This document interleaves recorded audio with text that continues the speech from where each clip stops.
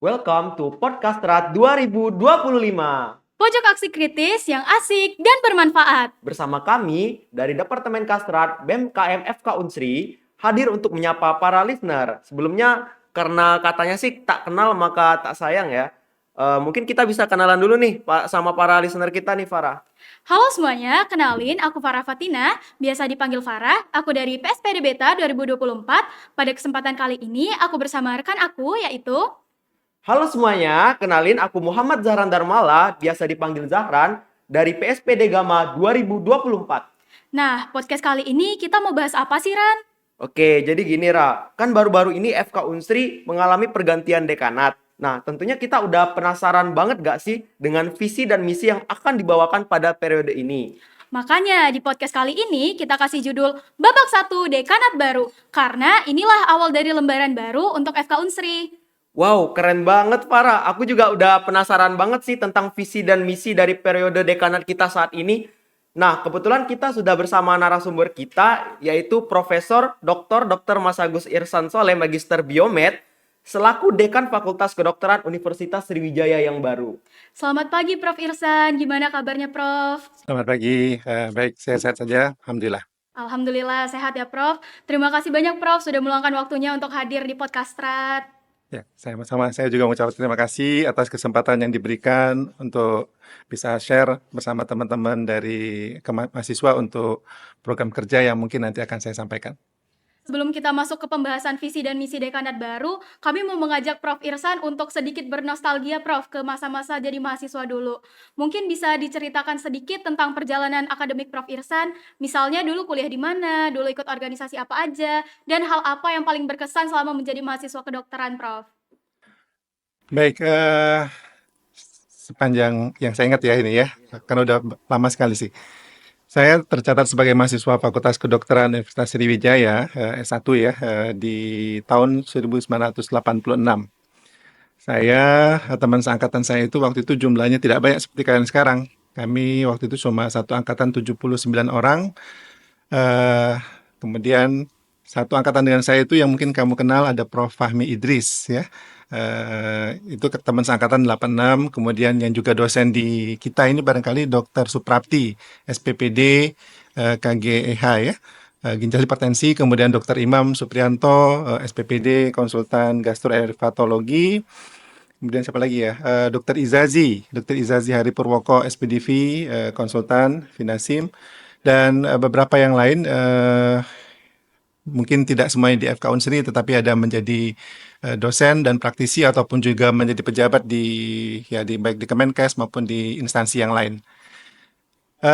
Tahun 86 ketika itu kami masuk, ya seperti kalau kita sekarang ada PK2MB ya, perkenalan mahasiswa baru, itu waktu itu namanya ospek ya.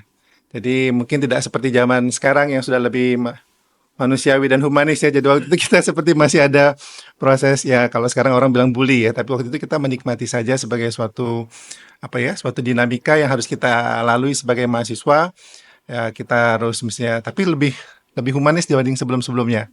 Jadi kalau yang cewek misalnya harus pakai kuncit, setiap hari bertambah kuncitnya. Kemudian ada kegiatan yang sebetulnya waktu itu sudah dari dekanat dilarang. Jadi ketua BEM-nya waktu itu namanya Senat Mahasiswa, Dr. Zen Ahmad, spesialis penyakit dalam, konsultan paru. Beliau itu ketua BEM waktu itu. Jadi ketua BEM sekarang yang namanya Senat, waktu itu Senat Mahasiswa, SEMA kita menyebutnya. Nah, kami waktu itu sekarang jadi ruang rapat 2 kita yang di atas di lantai 2 itu laboratorium biologi waktu itu. Jadi semua waktu itu Fakultas Kedokteran ini berpusat di Madangi semua, tidak ada di tempat yang lain. Jadi ruang kuliah kita ada di yang sekarang jadi Eskulap ya. Kemudian di mikro ini ada ruang kuliah juga satu lagi di rumah sakit. Cuma 3 ruang kuliah dan itu dilakukan ya 3 angkatan itu kuliah satu-satu. Jadi kalau semester 1 di sini, semester 3 di sini, semester 5 di sana ya. Dan ada shift sore dan pagi dan siang.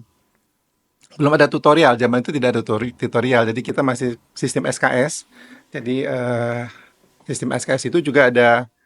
Nggak apa-apa cerita sedikit ya? Iya nggak apa-apa Prof. Boleh. Biar tahu nih refleksi Iya, zaman dulu nggak dengan apa-apa. sekarang dibandingkan. eh, di akhir tahun kedua ada evaluasi 2 tahunan. Jadi dari 79 itu ada 17 yang mengalami drop out. Drop out artinya nggak keluar, nggak bisa jadi mahasiswa kita lagi.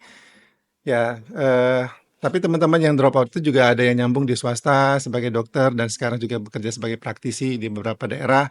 Ada yang juga pindah ke universitas lain ya, bukan berarti mereka itu nggak mampu. Sebenarnya kan saya yakin sekali bahwasanya semua yang masuk fakultas kedokteran ini anak-anak yang cerdas, pintar dan mempunyai apa ya kemampuan akademis yang baik ya. Tapi hanya barangkali ya mungkin macam-macam motivasi mereka. Ada juga karena terpaksa dari orang tua gitu ya. Jadi teman saya itu dia diterima di ITB, kemudian sekarang waktu masih zaman Pak Jokowi beliau menjadi pejabat lah karena dia di dosen di Lemhanas menjadi apa di kepresidenan lah begitu ya di rumah tangga kepresidenan. Artinya seperti itu. Nah, kegiatan-kegiatan apa yang dilakukan? Jadi waktu itu cuma ada 2 kegiatan, tidak seperti sekarang banyak sekali kegiatan-kegiatan BO. Jadi kita itu cuma ada senat dan juga ada DPM, Dewan Perwakilan Mahasiswa. Nah, saya waktu itu awal ikut di senat ya, kemudian juga jadi mewakili angkatan sebagai apa anggota DPM, Dewan Perwakilan Mahasiswa. Em, dan kegiatan-kegiatan waktu itu lebih banyak kita kegiatan baksos ya, bekerja sama dengan macam-macam. Selain dari pemerintah, misalnya kita diundang untuk ikut sunatan massal. Kadang-kadang juga kita mahasiswa kedokteran diajak dari partai politik ya, dari beberapa parpol waktu itu mereka kampanye, ya nggak apa-apa lah. Yang penting kita melatih keterampilan kita begitu ya. Nah itu, jadi waktu itu saya sebagai anggota DPM juga di HMI ya, di HMI di apa namanya di waktu itu masjid ini belum menjadi masjid, namanya masih Musola Ibnu Sina, 1 lantai bentuknya segi 5 waktu itu juga didirikan atas prakarsa dari alumni-alumni. Kami juga aktif di situ, jadi sampai sekarang pun alumni kami ada forumnya ya, forum alumni Musola Ibnu Sina, kita nyebutnya Foralmus itu, jadi ada komunikasi terus untuk itu. Eh, ini semua ya, sampai dengan akhir diceritakan. Jadi waktu mahasiswa tuh mungkin di situ, jadi kemudian setelah di luar ya kita setelah tamat menjadi anggota ID, kemudian saya juga bekerja sebagai sempat PTT dulu ya sebelum jadi dosen, jadi dokter tidak tetap di Kabupaten Ogan Komering Ulu di Puskesmas Pengaringan. Jadi kepala puskes waktu itu puskesmas itu baru pertama kali ada dokternya. Di waktu itu memang dokter tuh sangat jarang ya. Ya sebagai kepala puskes, mungkin kita bukan hanya keterampilan klinis yang harus kita ini, tapi bagaimana kita bisa berkomunikasi dengan masyarakat, bekerja sama dengan lintas sektoral, dan di situ saya merasa eh, apa yang tidak saya dapatkan ketika saya berada di bangku sekolah itu diasah ya di masyarakat. Memang waktu itu kita ada KKN, kuliah kerja nyata. Mungkin sekarang nggak ada lagi ya program itu. Jadi di situ juga kita lihat, oh ternyata masyarakat kita real tuh di pedesaan tuh bagaimana. Dan itu mengasah apa ya, ya jiwa sosial kita lah ya, jiwa sosial kita sebagai dokter bahwasanya tidak seperti yang kita bayangkan. Masyarakat kita tuh jauh dari apa yang ada mungkin di kota yang kita lihat, ternyata banyak sekali yang di bawah garis kemiskinan, dan itu saya pikir kita sebagai dokter menjadi garda terdepan di situ.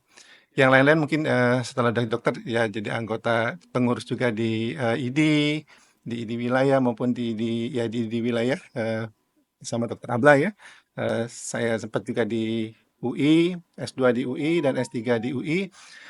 Ketika saya S2 itu juga karena berkembang ilmu biologi molekuler waktu itu, jadi pimpinan saat itu Pak Dekan, Prof. Arsyad minta kami untuk belajar di lembaga Eijkman, lembaga biologi molekuler Eijkman Institute Jakarta. Jadi Eijkman itu kalau kita tahu masih adalah seorang Belanda yang menemukan vitamin B ya. Ya, dan itu yang disitulah tempat kami dulu melakukan riset, dan alhamdulillah banyak pengalaman yang saya dapatkan di situ, terutama yang berhubungan dengan apa namanya kemampuan akademis, bagaimana karena Eijkman itu atau lembaga yang didirikan oleh Pak Habibie waktu itu yang bertugas untuk mengembangkan ilmu biologi molekuler di Indonesia. Itulah mungkin secara singkat yang bisa saya sampaikan. Oke, baik. Terima kasih Prof. Irsan atas jawabannya yang mungkin bisa dijadikan sebagai panutan untuk kita semua karena Benar-benar. ternyata Prof. Irsan ini merupakan satu alma mater dengan kita, yang Iya. merupakan senior kita. Nah, tadi kan Prof. Irsan itu sudah bercerita tentang perjalanan akademik Prof. Irsan dan juga mengenai perbedaan Mhm mhm. mahasiswa yang zaman dulu dengan yang zaman sekarang, tentang BEM yang dulunya merupakan senat. Ya, mungkin bisa lanjut gak sih Farah ke topik Bisa intinya? dong. Jadi, kan menarik banget ya dari apa, kita dengar pengalaman dari Prof. Irsan sejauh ini. Nah, sekarang kami pengen lebih jauh, lebih jauh gitu Prof, tentang, arah yang akan dibawa dari dekanat baru ke FK Unsri ini Prof. Jadi, kan dengan perubahan kepemimpinan dekan tuh pasti adanya perubahan visi dan misi. Apa visi misi dekanat baru dalam masa kepemimpinan Prof. Irsan? Baik, jadi sebetulnya apa yang saya jadi saya jelaskan dulu ya, mungkin kenapa di era sekarang ini sepertinya tidak ada hiruk pikuk sebelum-sebelumnya kalau ada pemilihan dekan itu kan ramai, misalnya ada dari mulai proses penjaringan, mahasiswa memberikan masukan juga dari calon-calon mahasiswa, dari tendik juga, dari dosen, kemudian dari apa, kemudian ada proses seleksi di senat segala macam. Tapi sekarang ini tidak seperti itu. Jadi dengan berubahnya, tentu kita mengikuti apa ya aturan ya, ada jadi peraturan rektor, saya lupa nomornya, tentang pemilihan dekan dan wakil dekan. Jadi agak lebih simpel, jadi disimplifikasi. Jadi prosesnya itu dia kita tidak lagi memang ke sivitas akademika Fakultas Kedokteran, tapi lebih banyak ke pimpinan langsung. Jadi waktu itu saya dan Dr. Ramzi Amin ya kebetulan juga sebagai kandidat waktu itu kami mengajukan diri untuk apa aja sebagai calon dekan periode 2025-2030 karena itu sekarang kan 5 tahun. Kalau kemarin-kemarin 4 tahun nih, jadi lebih lama nih. Nah, jadi kita langsung di apa masuk membuat permohonan ataupun ya melamar lah begitu ya ke rektor.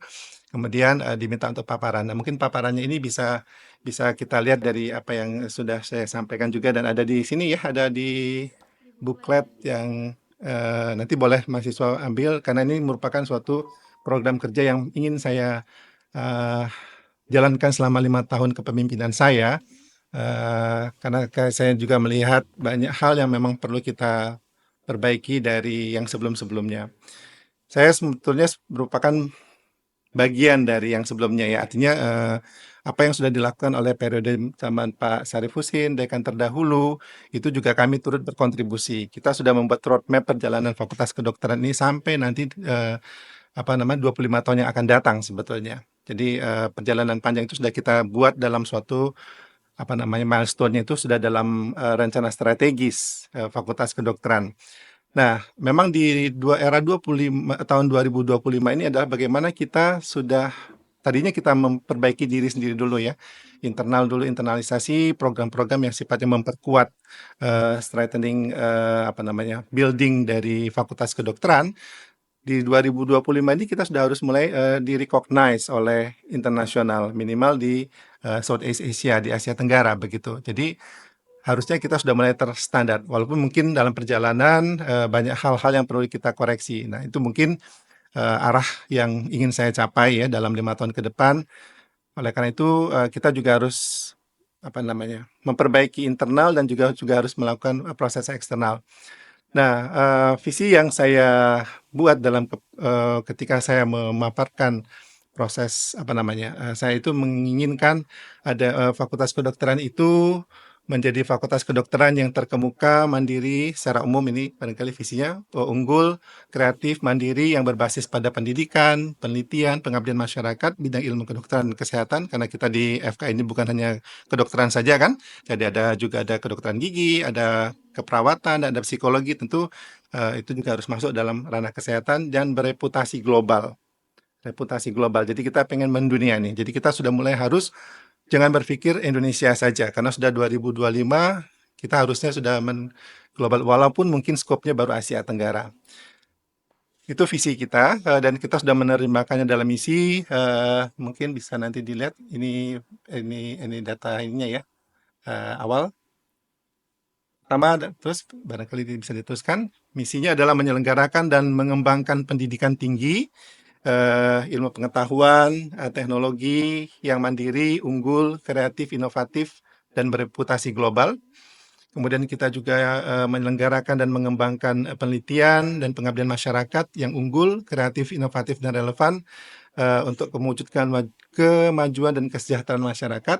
Jadi memang ini juga sejalan dengan visi kementerian ya. Jadi kementerian itu kan sudah kalau dulu kita mengenal ada MBKM, jadi apa namanya kampus merdeka. Nah, kementerian baru ini lebih menginginkan masyarakat itu mendapatkan manfaat dari keberadaan perguruan tinggi itu. Jadi ini ada di di universitas sendiri ada namanya Unsri Berdampak.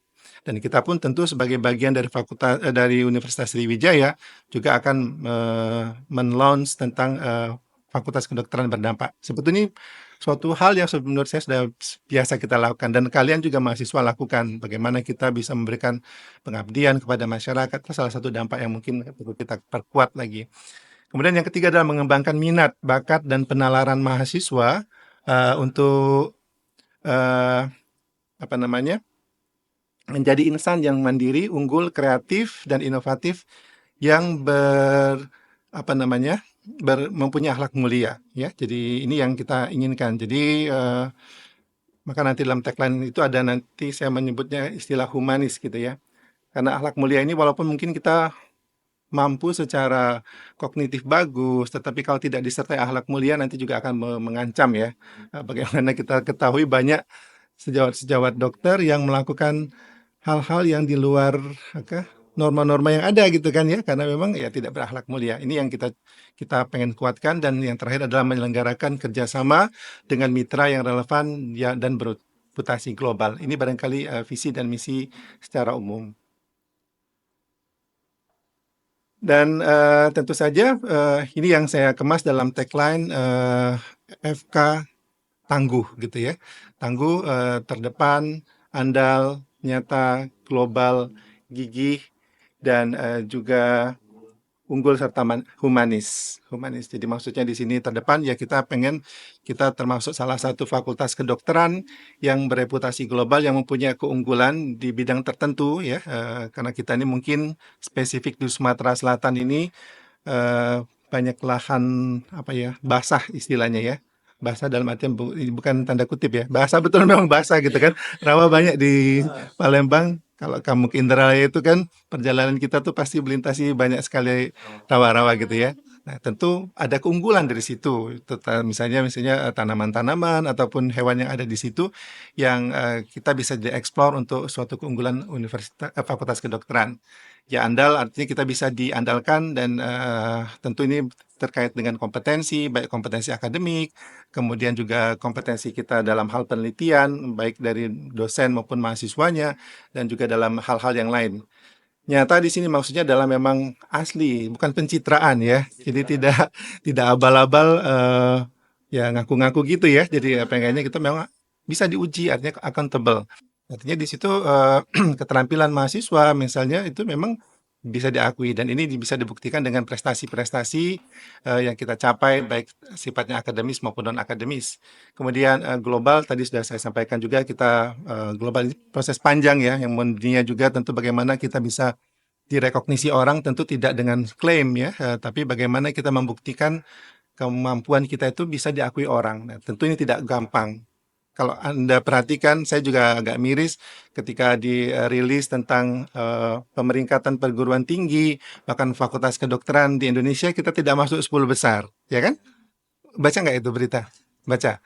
Nah itu saya juga agak kecewa, tetapi itu suatu hal ya barangkali sama-sama membangkitkan semangat kita ya, motivasi kita ya betul. Bagaimana kita bisa menjadi lebih baik. Tentu pasti kita berusaha berlari ya, tapi orang ada larinya lebih kenceng. Artinya kita harus itu compete secara sehat. Bukan saling klaim, oh salah nih, nggak mungkin. Kita kan sudah lebih tua. Tua tidak jadi batas, tidak jadi ukuran ya. Tapi kalau kita tidak bekerja sama-sama dan mereka itu mungkin mahasiswa sebagai mitra kita tentu mempunyai peran yang besar. Saya sangat berharap banyak dari kegiatan kalian untuk bisa meningkatkan capaian kita sehingga kita bisa rankingan dunia global ataupun di nasional itu bisa kita naik. Itu target jangka pendek saya juga itu sebetulnya. Kemudian humanisnya tadi. Jadi kita ingin tidak hanya mencetak dokter-dokter yang hanya mempunyai kemampuan kompetensi di bidang akademik, tetapi juga bagaimana mempunyai jiwa sosial yang baik, kemudian juga mempunyai akhlakul karimah ataupun mempunyai akhlak yang baik sehingga bisa menjaga dari penyelewengan yang mungkin terjadi yang banyak disorot karena kita sekarang ramai kan lagi dibicarakan tentang dokter yang ya itu memang permasalahan ada di internal kita juga. Oke, mungkin kita tadi udah dengar visi misi dari Prof. Irsan ya selaku dekanat yang baru dan juga ada tagline-nya juga FK Tangguh. Nah, tadi tuh sebetulnya saya sedikit setuju ya dengan pernyataan dari Prof. Irsan yang mengatakan bahwa ada urgensi yang dimana tentang pemilihan dekan tadi yang tidak ter-up di kalangan mahasiswa, kita selaku mahasiswa yang mungkin bahkan Prof di kalangan mahasiswa sendiri kadang itu tidak mengenal dekannya sendiri yang baik yang lama apalagi yang baru. Nah, mungkin itu jadi urgensi kita juga, Prof. Nah, sekarang saya ingin bertanya, Prof ya, untuk mengatasi hal tersebut kan berhubungan dengan kebijakan gitu, apa kebijakan yang dibuat. Nah, terkait dengan kebijakan itu kira-kira apa sih, Prof, yang harus kita lakukan di 5 tahun masa jabatan itu dan mungkin dari 6 bulan pertama dulu deh dalam kepemimpinan Prof Irsan dan dari program itu kira-kira yang berdampak kepada kami selaku KMKS ini apa saja gitu, Prof. Baik, tentu kita sudah membuat program ya. Kalau Anda nanti baca di buku ini ada 5 program kerja 5 tahunan jangka panjang yang saya akan lakukan selama kepemimpinan saya gitu ya. Eh, Tetapi ya kita punya program jangka pendek juga. Artinya khusus untuk jadi banyak masalah sebetulnya ya, di Fakultas Kedokteran kita nih termasuk fakultas yang apa ya beban ini luar biasa juga ya. Artinya kita punya program studi, ada 23 program studi. Baik itu program studi S1 ya, tahap akademik, ada 4, kemudian ada tahap profesi ada 3, kemudian ada program studi PPDS ada 13, kemudian ditambah lagi dengan ada S2, S3 gitu ya, masing-masing satu.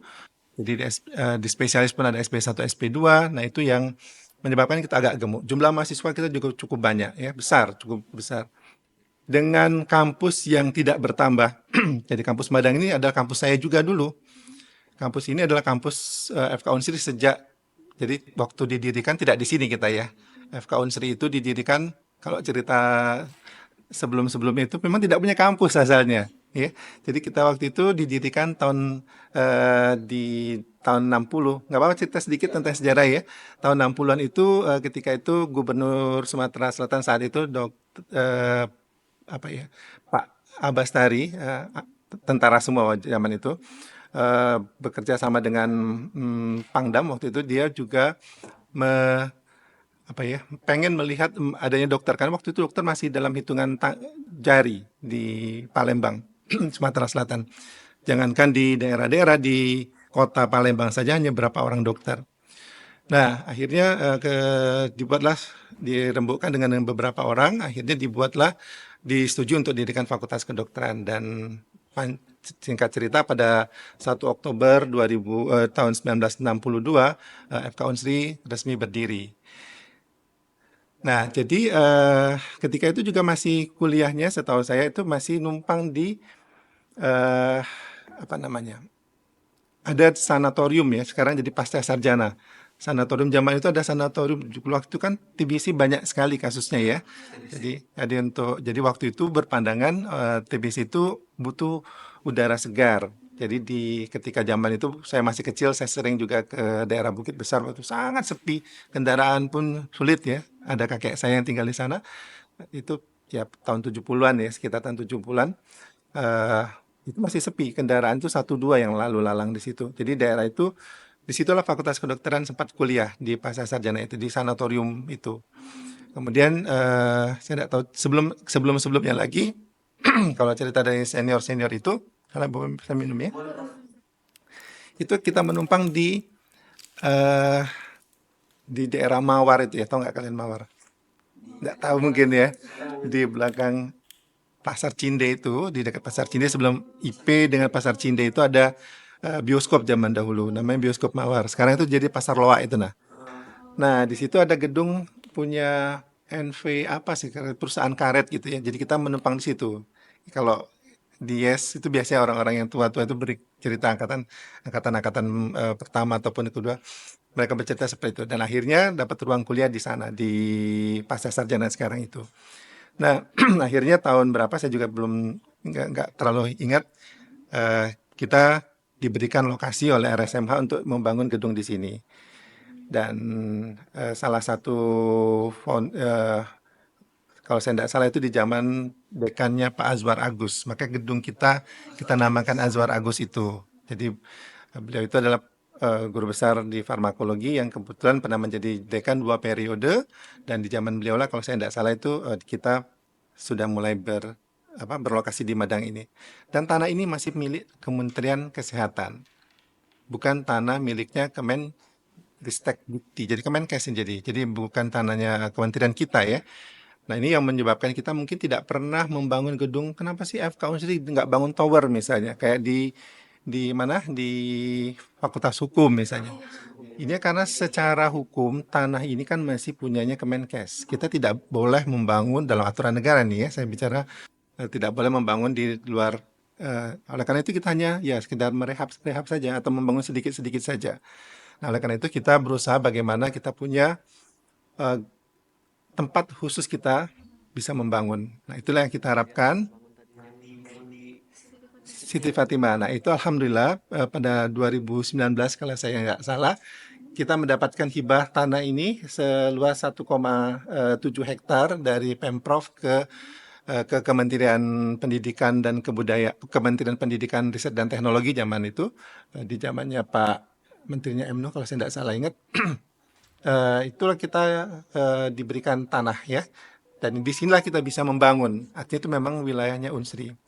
Saya menyadari ini mungkin kaitan dengan pertanyaan program jangka pendek tadi ya. Jadi memang mahasiswa kita, jadi setelah dulu kalau kalian belum masuk sini sih masalahnya ya. Dulu gedung A itu ada 2 gedung sebetulnya. Gedung yang selama itu kita sebut gedung Skora, satu lagi gedung Hippocrates kalau tidak salah namanya. Nah itu yang dijadikan satu, karena kita tidak punya aula. Selalu kalau kita harus pelantikan, kita numpang di Unsri.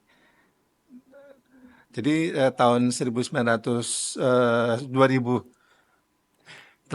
kalau saya tidak salah, kita mulai merencanakan untuk membuat gedung yang kita namakan gedung AA ini. Ya.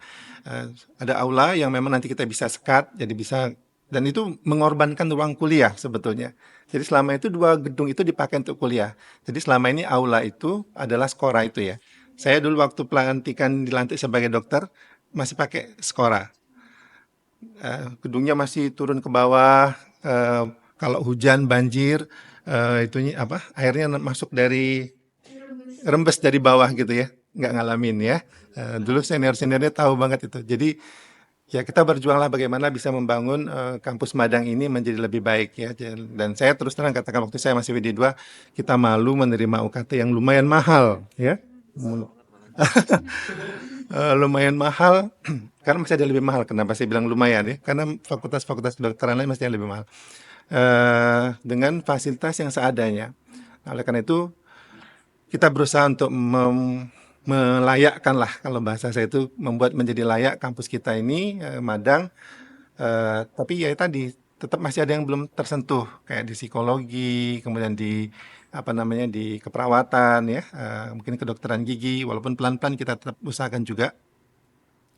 Dan akhirnya jadilah kampus dengan rupa seperti sekarang sejak 2019, dan itu juga ada keberuntungan kita ketika COVID ya. Jadi ketika COVID itu kegiatan banyak yang offline. Nah, dari melihat itu kita melakukan revisi anggaran dan akhirnya kita ubah semua gedung-gedung kita ini menjadi seperti sekarang ini. Jadi apa tadi pertanyaan jangka pendek ya? Kalau jangka panjang nanti bisa saya share atau lihat di program unggulan yang sudah kami buat itu ya. Jangka pendek itu karena ternyata dengan setelah kita renov ini ada satu angkatan yang tidak punya ruangan kuliah khusus, terutama di semester ganjil, dan itu sangat kita pahami. Jadi semester 1 misalnya masuk, nanti semester 7 atau semester yang lain harus ada nanti polanya harus ada jadi online juga gitu kan. Dan itu jadi PR kita. Oleh karena itu kita ingin mempercepat proses pembangunan gedung itu. Nah, maka solusinya kita nggak mungkin bangun di sini lagi. Kita udah punya tanah sendiri. Kenapa kita tidak bangun? Sebetulnya perencanaannya kalau saya boleh share nanti kamu boleh lihat ya. Kita sudah merencanakan membuat set plan ada di ini saya, tapi saya nggak share ke kalian ya. Gedung 14 lantai di Siti Fatima dan itu sudah kita harapkan bertaraf internasional. Jadi saya kalau boleh saya cerita, ini saya waktu baru pulang dari sekolah lah ya. Eh, saya diajak Prof. Ali Gani waktu itu untuk apa, dengan Pemprov ya melalui Dinas Kesehatan untuk melihat mereview ataupun ya review lah lebih kurang gedung kuliah FK yang nanti akan dihibahkan oleh Pemprov ke Fakultas Kedokteran. Nah, ketika itu masih zaman gubernurnya Pak Alek Nurdin. Jadi akhirnya singkat cerita gedung itu tidak jadi dibangun dan akhirnya dengan kebijakan Pak Anies Sagaf, waktunya kita hanya bangun gedung 4 lantai dengan basement yang kita gunakan dan itu ya saya harapkan nanti kita bisa gunakan untuk ruang kuliah pengganti sehingga nanti ke depan semester ini targetnya semester depan ini semester ganjil itu sudah harus mulai masuk. Sudah selesai pembangunannya sudah selesai dalam 3 tahun, tetapi mungkin furniture sama Wi-Fi-nya belum masuk. Jadi kita targetkan dalam bulan-bulan ini sudah beres, kita akan selesaikan. Oke, itu. Oke, nah mungkin nggak kerasa ya udah 30 menit diskusi bareng dengan Prof. Irsan. Tapi mungkin masih banyak Prof nanti yang bakalan kami tanyakan karena Boleh, kami mungkin silakan. penasaran. Saya sedang, ya. Tapi ya mungkin karena waktu sudah habis mungkin kita akan istirahat break terlebih dahulu. Jadi untuk teman-teman sekalian boleh stay tune ya untuk di podcast Rat 2025 babak 1 dekanat baru. Sampai jumpa di episode selanjutnya.